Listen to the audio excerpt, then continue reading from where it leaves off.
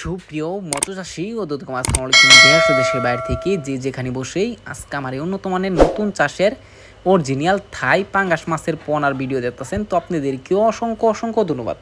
তো চাষি ভাইরা অনেক দিক যাবত চাষি ভাইরা আমাদের কাছে রিকোয়েস্ট করতেছে একটা থাই পাঙ্গাস মাছ বড় ভিডিও আপলোড করার জন্য।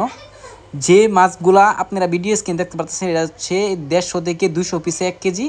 এই মাছটা আমাদের কাছে অ্যাভেলেবেল আছে। এই মাছটা দিয়ে আপনারা চাষ করতে চান অবশ্যই চাষ করতে পারবেন।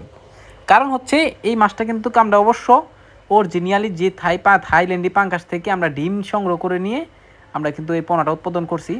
অবশ্য আমাদের থেকে গ্যারান্টি সহকারে পাবেন, এই মাছটা দেখেই বোঝা যাচ্ছে থাই পাঙ্গাস মাছের পোনা। তো আপনারা কিন্তু আমাদের থেকে কম রেটে নিতে পারবেন। এই মাছটা কিন্তু আপনাদের অনেকেই প্রতারিতভাবে দিচ্ছে দেশি পাঙ্গাস থাই পাঙ্গাস না দিয়ে।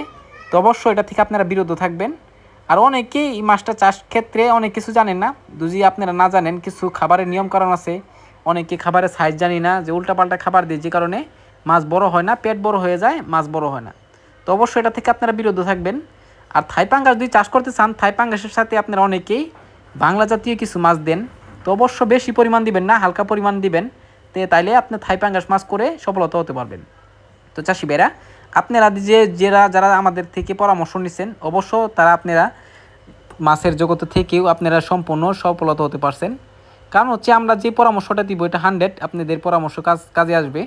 তো চাষি ভাইরা আপনারা যদি মাছ নেন আর না নেন অবশ্যই যদি কোনো পরামর্শ লাগে আমাদের ভিডিও স্ক্রিনের নাম্বার যোগাযোগ করে সকল তথ্য পরামর্শ আপনারা জানতে পারবেন।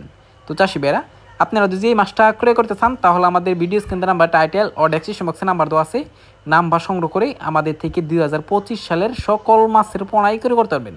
তো চাষি ভাইরা আমার চ্যানেলে যদি নতুন হয়ে থাকেন অবশ্যই নিত্য নতুন ভিডিওতে চ্যানেলে সাবস্ক্রাইব দিবেন পরবর্তী ভিডিও দেখার জন্য। আর যারা দিয়ে আছেন ওদেরকে অসংখ্য ধন্যবাদ।